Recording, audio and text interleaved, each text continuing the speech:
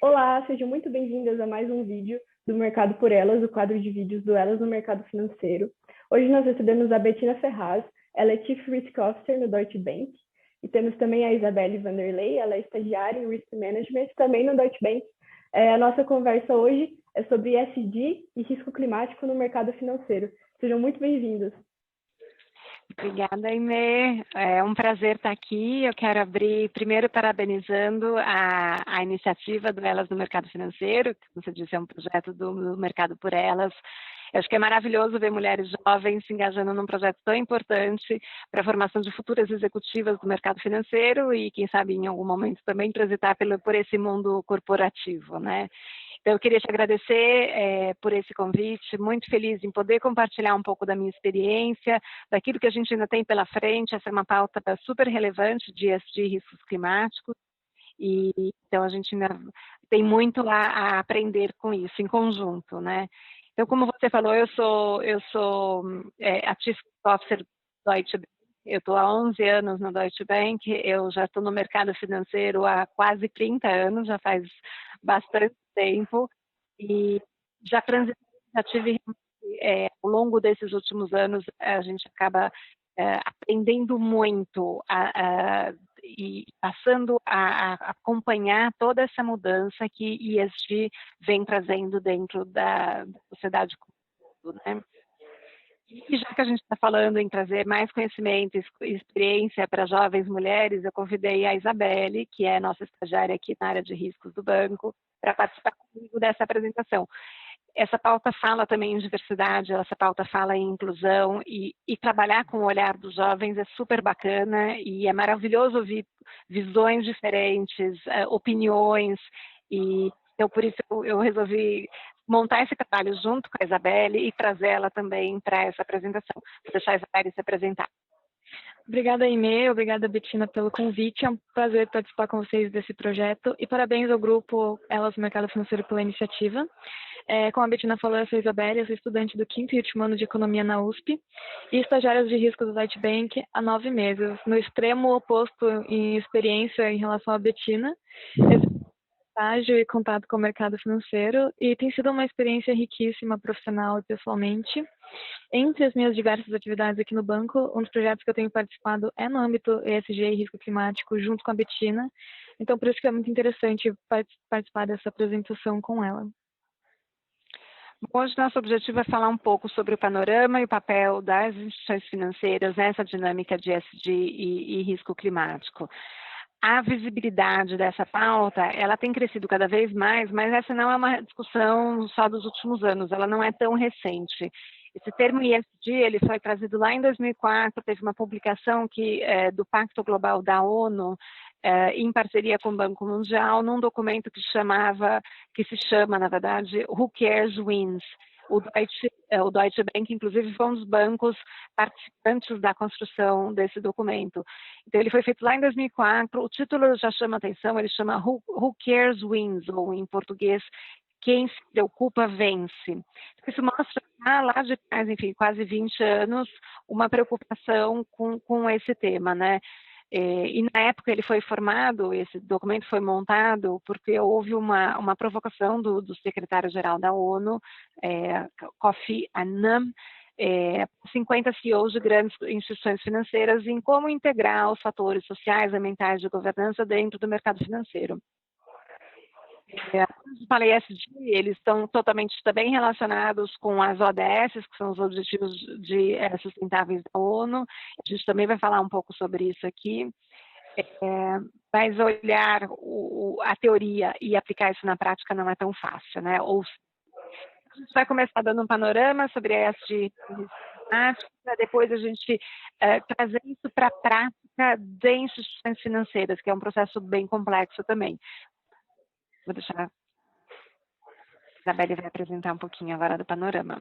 Vamos começar, como a Bettina falou, no panorama da situação mundial sob diferentes óticas, começando pela social. Apesar de todos os avanços das últimas décadas, como no combate ao trabalho escravo infantil, por exemplo, são práticas que a gente sabe que não foram completamente erradicadas. E soma-se isso guerras e conflitos, condições precárias de trabalho e desigualdades socioeconômicas, como alguns dos problemas mais preeminentes da nossa época. Em muitos casos, nós vemos o envolvimento de bancos financiando governos autocráticos e antidemocráticos ou empresas envolvidas com práticas ilegais. Então, esse é um pouco do lado social. Quando a gente fala de governança, nós estamos falando de aspectos como transparência, ética, cultura corporativa, por exemplo. Esse é um assunto que foi uma pauta de muito destaque na época da Lava Jato, por exemplo, quando vieram à tona práticas de corrupção de grandes empresas e, novamente, o envolvimento de bancos facilitando negócios e lavando dinheiro ilícito. Mas, para além dessas questões, nós temos também temas de diversidade e inclusão ganhando cada vez mais relevância. E aí vocês devem se perguntar, por que além de ESG, nós também estamos falando sobre clima? O risco do aquecimento global impacta diretamente a sustentabilidade da humanidade como um todo. E por isso nós passamos a incluir na ótica de gestão de riscos o levantamento de indústrias e processos que geram o impacto na questão do aumento da temperatura global, e um dos exemplos é a emissão de CO2. E na ótica, junto com o aspecto climático, nós temos o lado ambiental, ou seja, a preservação do meio ambiente e da biodiversidade.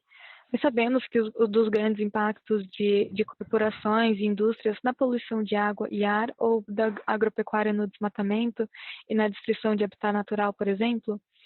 E há uma pressão cada vez maior de governos e sociedades por mais responsabilidade ambiental, tanto por parte das empresas, mas também por instituições financeiras na escolha dos seus negócios. E aqui entra o papel dessas instituições, como a Bettina vai falar um pouco mais para frente, do direcionamento de capital, que é importantíssimo. Então, um pouco, esse panorama, a gente quis trazer alguns highlights de jornais, porque ele mostra dois aspectos. Primeiro, eu como gestora de riscos aqui do banco, se a gente fala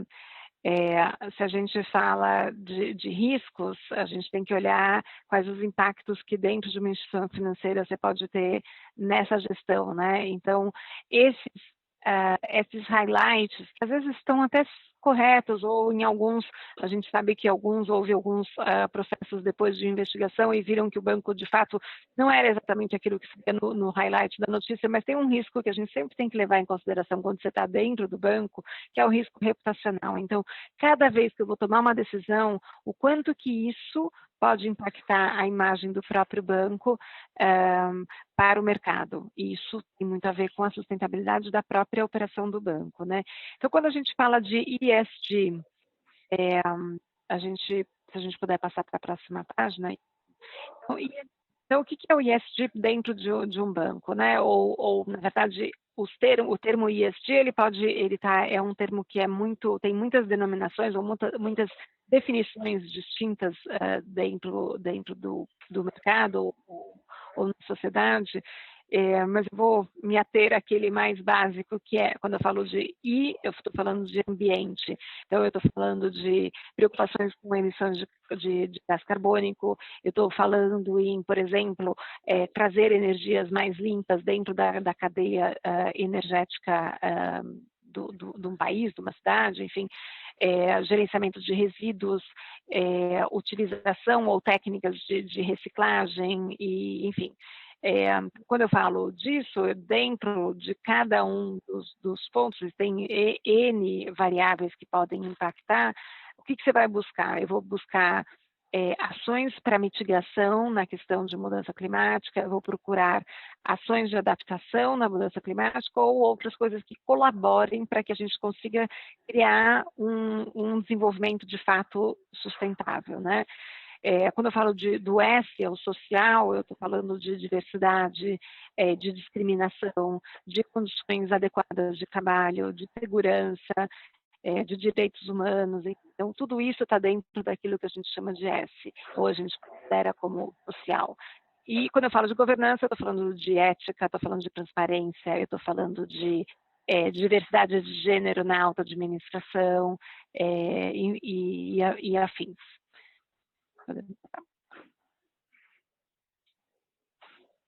E aí o sistema financeiro? Bom, quando eu falo sistema financeiro, eu não estou falando só da instituição financeira, mas eu estou falando de um contexto onde a instituição financeira trabalha e opera, influencia em algumas coisas ela controla, outras ela é um grande influenciador, né? Então, você tem aqui os diversos papéis, e cada um desses atores dentro do sistema tem um papel específico. Tem os governos dentro do sistema financeiro, o governo é responsável por garantir que o sistema financeiro opere dentro de normas e de regulações que sejam minimamente sustentáveis, para evitar não só a questão de práticas sustentáveis de risco climático, mas também um sistema sustentável de operação, né? E para isso tem o Banco Central, a gente já vai falar um pouco de como se quebra isso, né? Desde lá de cima do governo e como isso vem para baixo até chegar na instituição financeira. A instituição financeira, ela trabalha com a indústria, né? Então a gente pode falar de diversas indústrias, ou ela também trabalha com a sociedade. Então ela pode estar dando crédito ou prestando serviços para uma indústria ou para indivíduos, pessoas físicas. E também tem as ONGs, que dentro desse contexto, e se a gente falar especificamente da dinâmica ESG, as ONGs ou as organizações independentes, elas também fazem um trabalho muito importante na cooperação, na análise, no acompanhamento de todas as ações que estão acontecendo. E esse sistema funcionando, enfim, dentro de um ambiente saudável é fundamental para o nosso sucesso dentro dessa pauta de sustentabilidade. Eu falei, vou dar um passo para trás e vou explicar, não sei se todo mundo conhece como funciona, né? Porque eu falei ali atrás, na slide anterior, eu falei do papel do governo, e o governo tem um órgão debaixo do governo federal, que se chama Conselho Monetário Nacional. O Conselho Monetário Nacional, ele tem alguns órgãos específicos que vão ajudar nessa regulação desse sistema, para garantir que esse sistema opere. Então, tem a figura do Banco Central do Brasil, que faz um papel para as instituições financeiras de regulador, então ele define normas, então existe uma norma hoje, na verdade desde 2014 existe uma norma específica para risco socioambiental. Então os bancos todos, desde 2014, já têm alguma ação, acho que ainda era um primeiro passo, mas já tem alguma ação específica para direcionamento de riscos socioambientais. O ano passado o Banco Central emitiu algumas novas regulamentações relacionadas a esse tema, porque essa pauta de fato cresceu muito, então incluiu o risco climático, o sistema de governança cresceu muito mais, então o nível de exigência do nosso regulador para uma instituição financeira é bastante robusto, ainda vai crescer ainda mais, mas enfim, no momento eu diria que ele tem bastante influência já na atuação das instituições financeiras. Depois tem os outros órgãos, enfim, a Comissão de Valores Imobiliários, que ele vai trabalhar com o mercado de capitais, a SUSEP, que vai olhar as seguradoras, as corretoras de seguro, e a Ambima, que é uma agência autorreguladora, olhando para o mercado de capitais. Aqui, na verdade, assim, o que a gente tem? Então, assim, como que eu consigo garantir algum tipo de padronização? Então, ao longo desses últimos anos, e aí eu vou colocar mais de 20 anos, foram lançadas iniciativas, geralmente são iniciativas globais, e aqui tem alguns exemplos, para que existam compromissos dentro desses mercados, não só de países, governos, são todos aqueles agentes que a gente mostrou no slide anterior, e a partir do momento que você tem um compromisso assinado por essas instituições, a gente consegue ter mais força para que conjuntamente a gente promova, de fato, uma mudança, né? Ou a mitigação ou, de fato, a transformação, que é o que a gente busca ao final. Aqui nós temos os Objetivos de Desenvolvimento Sustentável da ONU, que são 17 metas lançadas em 2015 e foram assumidas pelos 193 membros. E elas visam ser um modelo para paz e prosperidade e fazem parte de um chamado, né, para ação e cooperação global. É importante a gente notar que o desenvolvimento sustentável ele não se dá apenas no sentido ambiental, porque é um desenvolvimento que, por exemplo, ele agrava desigualdades socioeconômicas, nós não podemos considerar como sustentável. Essas metas é muito interessante porque elas servem como um guia para ações e desenvolvimento de métricas. Então, elas respondem à pergunta: qual o impacto do seu projeto e iniciativa? Então, se o banco vai financiar um projeto e ele diz que é sustentável, é como que ele atrele a essas metas e fale: é aqui que nós estamos atuando para um desenvolvimento mais sustentável. Bom, então vamos falar do papel das instituições financeiras, que é o nosso objetivo, né? Então, um banco, quando está ou prestando um serviço, né? Então, eu posso prestar um serviço de aconselhamento para uma empresa que quer entrar, por exemplo, no mercado de ações, ou quer abrir capital, enfim. Então, eu posso trabalhar como um prestador de serviços, o banco pode trabalhar como ele pode dar empréstimos, ele pode dar uma garantia, enfim, fechar um câmbio, tem várias ações que o banco pode atuar, né, com os seus clientes. Então, dentro disso, o banco tem alguns papéis. Então, ele tem que fazer, por exemplo, uma análise dos seus clientes. Por quê? Porque na hora que eu olho o meu cliente, se eu sei que é um cliente que, por exemplo, promove o trabalho escravo, eu quero que essa empresa seja o meu cliente? Não, eu não quero. Se eu sei que é uma empresa que está poluindo rios, eu quero que essa empresa seja meu cliente? Não, eu não quero. Então, tem um primeiro filtro que se faz, que é justamente para a gente analisar. A gente faz vários tipos de análise, né? Eu preciso fazer uma análise de crédito, que não é nosso objetivo hoje, mas onde no crédito eu vou olhar a capacidade de repagamento deles de empréstimo. Para o aspecto socioambiental, eu também tenho que olhar e fazer essa pré-análise para garantir que ele tem práticas que estão de acordo com aquilo que eu defini como meus princípios, né? Eu, como instituição financeira. O segundo ponto é para onde esse capital está indo, né? Então, se eu faço um empréstimo, vamos dizer que eu fiz um empréstimo para uma indústria, para uma empresa pecuarista, mas aí eu sei que ele vai usar aquele recurso e ele quer desmatar uma parte da Amazônia para poder aumentar a área de pecuária. Também não. Então, enfim, eu tenho uma responsabilidade de olhar o direcionamento.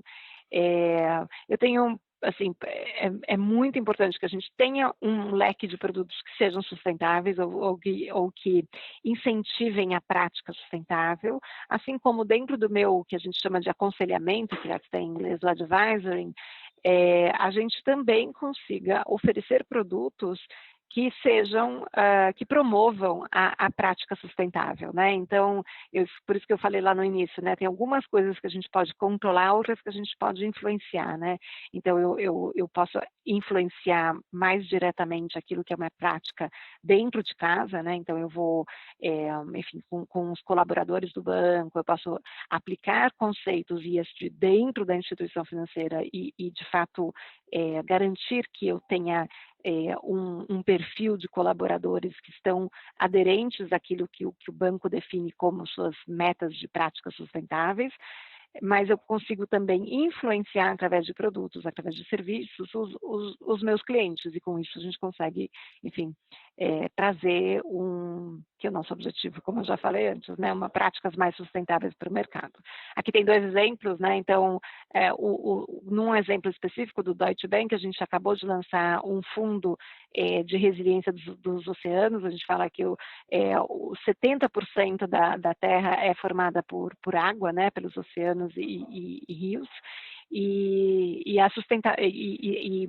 garantir a resiliência dessa nossa água é fundamental. Então, o banco acabou de lançar esse fundo que é justamente para promover a sustentabilidade dos oceanos.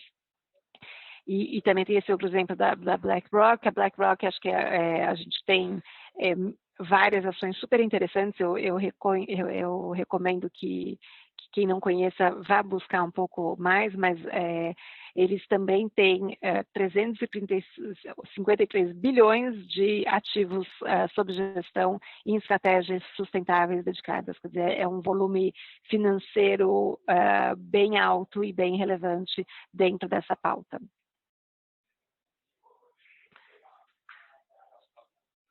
Então, se a gente olhar o que está acontecendo no intercepto entre finanças e sustentabilidade, a gente vê uma explosão dos números, tanto de regulações ligadas à ESG, quanto de relatórios de sustentabilidade por parte das empresas e da emissão de dívida sustentável, que é o financiamento e títulos ligados à performance socioambiental.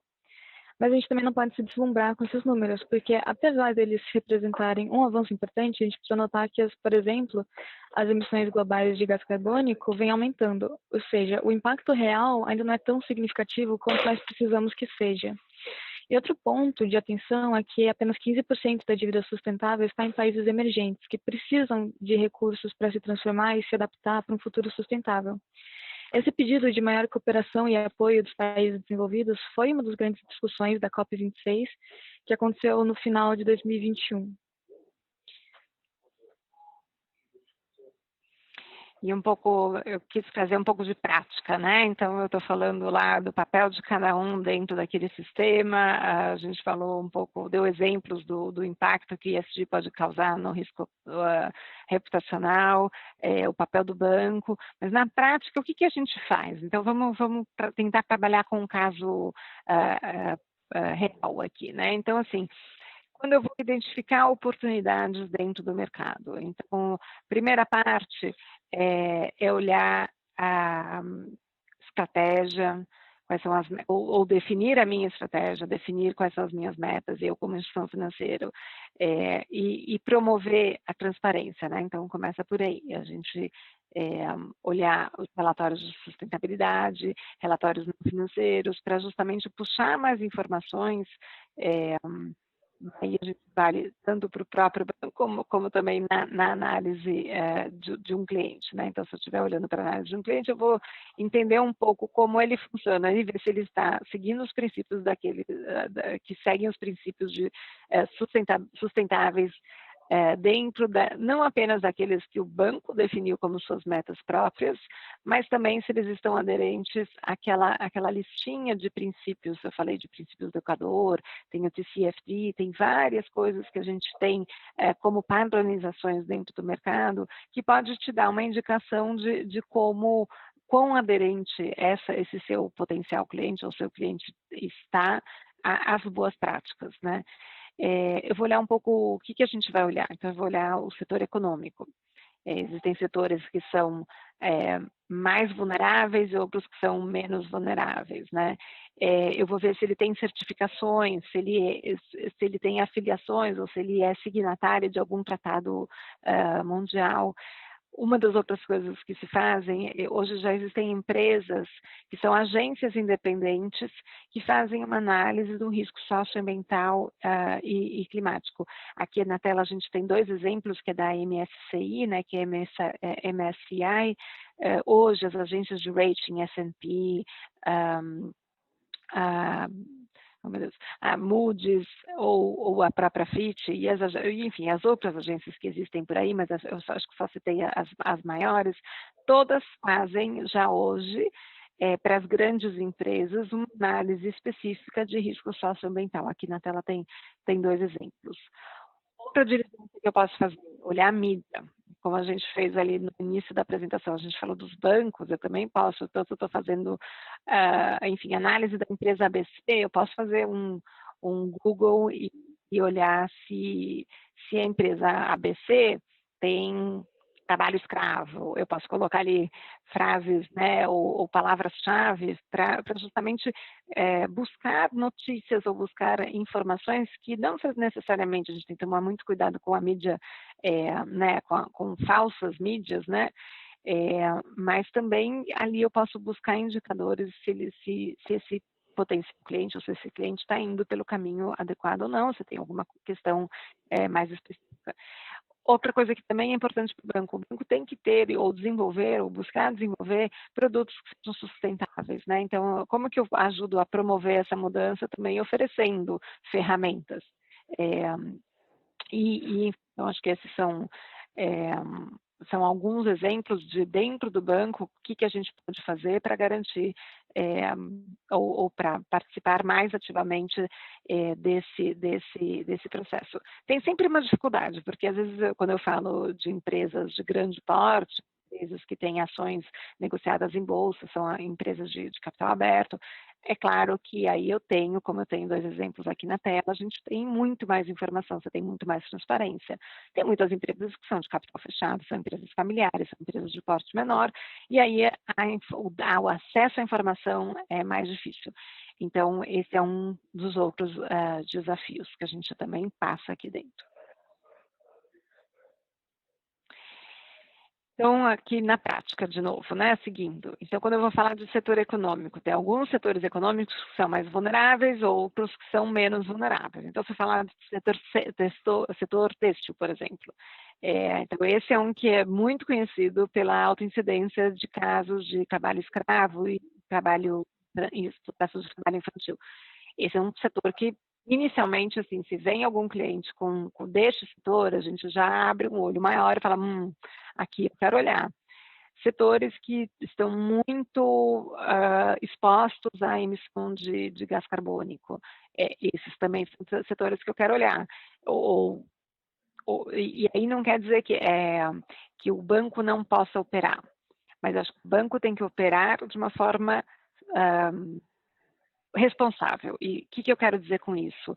Se for uma empresa que aplique más práticas e de fato não tenha intenção de fazer um processo de mudança, aí acho que, assim, é claro que cada banco vai ter a sua política, mas de fato, sim, se a gente está falando de práticas sustentáveis e de ESG, não deveria ser um cliente do banco, acho que o banco deveria ter uma ação mais específica.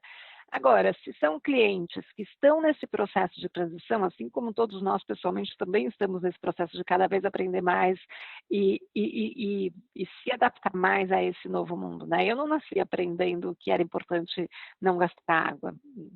Eu, como falei, estou há 30 anos só no mercado financeiro, então por aí a gente vê que realmente, assim, realmente eu vim de uma época que a gente não aprendeu, não nasci aprendendo isso. Hoje em dia, qualquer criança sabe. Então, e a gente tem que olhar para as empresas e para as indústrias e entender que eles também estão no processo, os bancos estão no processo. A gente viu tanta mídia negativa dos próprios bancos, mas os bancos também estão no processo. O importante é a gente garantir que eu consiga identificar empresas, embora possam ser de setores não tão óbvios para trabalhar, mas que eu consiga auxiliá-los nesse processo de promoção de uma mudança. Então, o que eu tenho que olhar? Primeiro, o uso do recurso. Então, se a empresa está pedindo um financiamento, por exemplo, qual a destinação desse recurso? São perguntas que a gente faz na prática, assim, e eu não estou falando do Deutsche, eu estou falando, o mercado financeiro faz esse tipo de diligência, né? Então, assim, qual é o uso desse recurso? Para que atividade vai querer ser usada esse recurso? São atividades sustentáveis? E aí, o que o banco, assim, o que a gente busca dentro dos bancos, né? Que os bancos realmente passem a direcionar mais recursos para atividades que sejam sustentáveis, porque isso é uma das formas da gente realmente promover essa mudança. E também o tipo de produto, é um produto já ligado à sustentabilidade, tem alguns produtos que a gente já vê no mercado que já são chancelados como produtos ESG. E é isso, enfim, acho que esses são os produtos que trazem mais incentivo para que um banco ou uma instituição financeira siga no seu negócio.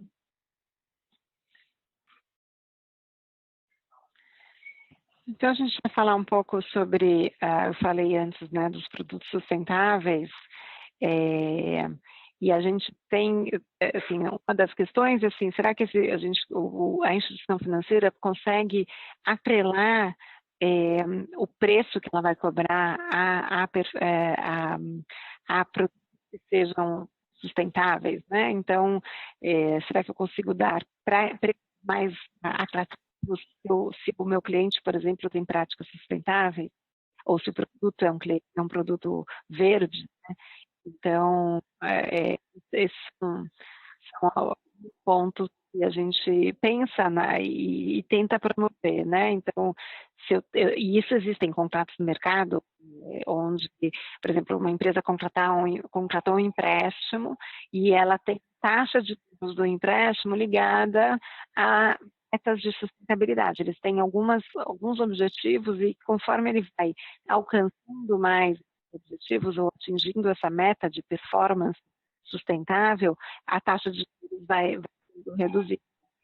Então, dependendo e isso é assim, acho que é um dos fatores que são motivadores para que as indústrias ou as empresas passem a adotar práticas sustentáveis, né? Então, tem que ter de alguma forma, essa é a nossa ambição, né, assim, para que a gente consiga, de fato, fazer a atividade para dentro. A gente tem que aplicar taxonomias, porque taxonomias o que é? São definições métricas, onde você consegue definir parâmetros mínimos para que você possa fazer a mensuração disso. E depois tem a questão de verificação, porque também isso é uma coisa, é um desafio para falar talvez um pouco mais para frente, eu vou comentar mais para frente, mas uma coisa que a empresa definir e falar que está cumprindo, mas a gente precisaria de um auditor ou de um terceiro que seja independente para ir lá e fazer a verificação, né? Para que de fato isso mostre que é fidedigno. Estudos de caso. Então, a gente vai analisar alguns casos e ver como que é a aplicação prática desses conceitos. Claro que vale lembrar que cada instituição financeira tem a sua estrutura própria para a classificação de finanças sustentáveis e é um tópico que ainda está sendo desenvolvido. Então, esses são apenas alguns exemplos gerais. O primeiro caso que nós trazemos como exemplo é um empréstimo para uma empresa suíça de fabricação de roupas. Sim, não tem nada de sustentável nessa transação, não tem uso de recursos para uma iniciativa sustentável, não tem o perfil da companhia e nem a estrutura da transação. É um financiamento normal, padrão. Já nesse nosso segundo caso, ele é muito mais específico. É para um produtor de arroz na Tailândia, e a taxa de juros ela é ligada a diferentes indicadores ESG, como aumento de renda para os fazendeiros, né, na ótica social de ESG, redução de emissões de gases do efeito estufa, diminuição do número de pesticidas utilizados e o monitoramento do compromisso de desmatamento zero.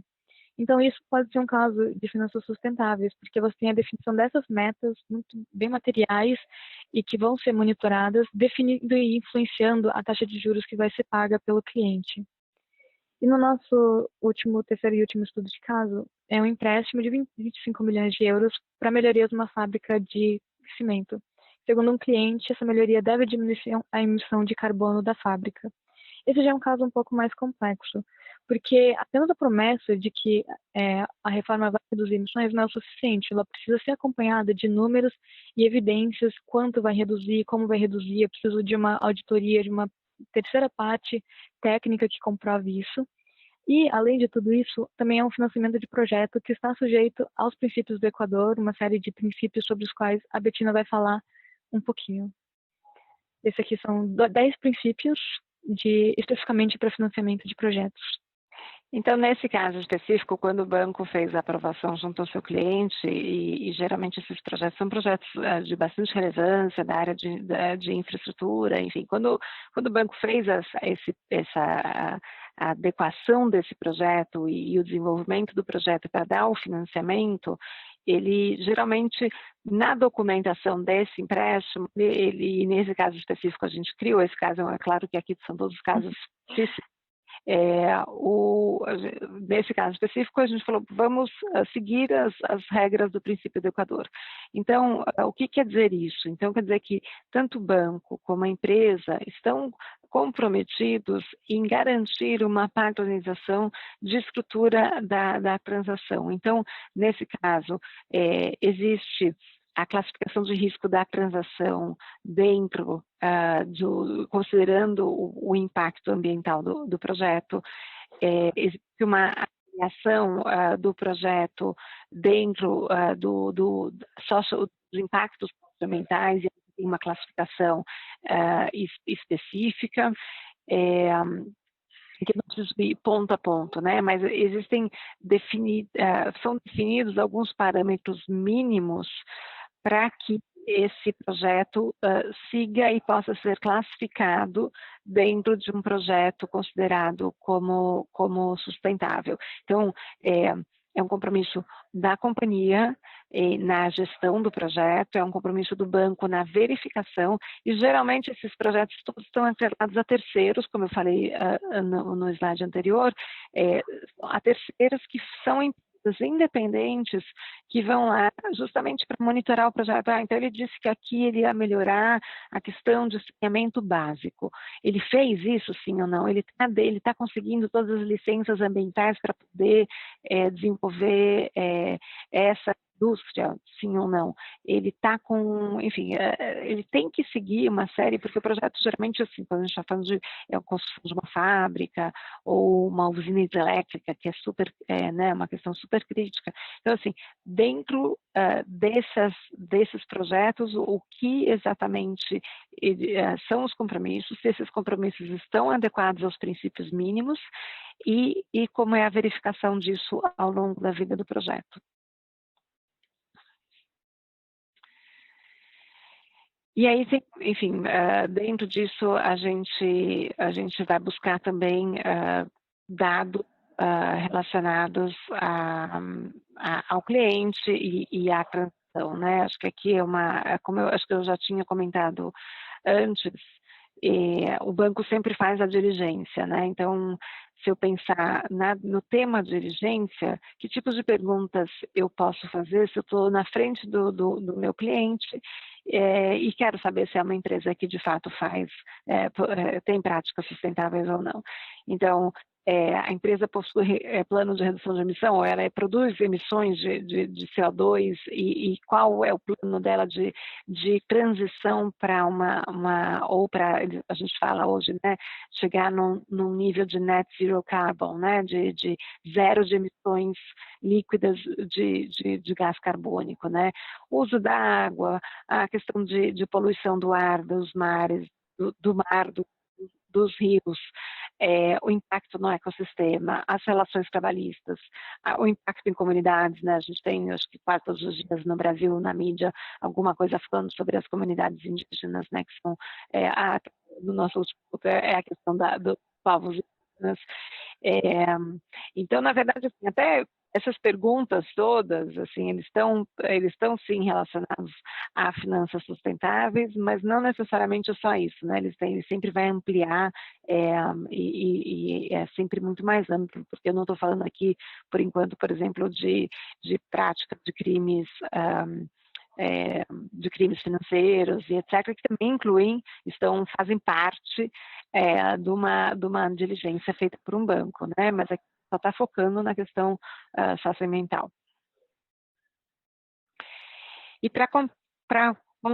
acho que para concluir, né, então, assim, qual que é o caminho que a gente está trilhando, né, nós como instituição financeira? Acho que o mercado financeiro está, sim, trilhando para esse gerenciamento de risco socioambiental e climático. Como eu falei, hoje a gente já tem uma regulamentação que está em vigor até o final desse ano. Todos os bancos têm que aderir a uma nova regulamentação que é muito mais rígida. Então, internamente, a governança, a transparência para o mercado, isso tudo, o nosso regulador, que é o Banco Central, a gente já está dentro deste caminho. Acho que ainda é um caminho bem longo, mas acho que a largada já foi dada. Tem a questão de toda a parte de diligência dos clientes, né, e exigência de que eles cumpram os padrões mínimos de sustentabilidade ou de práticas de ESG. Políticas de tolerância zero, isso a gente vê no mercado como um todo, né? Assim, tem algumas questões que não são uma opção. Então, assim, eu não tenho tolerância a trabalho escravo. Então, assim, se tem uma identificação de trabalho escravo dentro, eu não tenho tolerância. Quer dizer, então, só um exemplo, que é um exemplo mais claro, e é lógico que tem outros exemplos de tolerância que são uma zona mais cinzenta. Então, nem sempre é tão simples, mas existem algumas, acho que já são unanimidade dentro do mercado como um todo. E tem o desenvolvimento de produtos e ofertas de produtos que sejam sustentáveis, promovam também algumas vantagens para quem tem práticas sustentáveis, né, dentro dos clientes. O que ainda precisa ser melhorado, né? Risco climático, a gente fala da COP26, a gente tem vários acordos reais, mas a gente ainda está trabalhando nós aí, eu não falo só mercado financeiro, eu acho que a indústria e a sociedade como um todo, a gente está ainda em processos que estão muito mais mitigando do que de fato promovendo a transformação. Então, acho que ainda tem um trabalho muito grande para não apenas mitigar, mas que promova a transformação.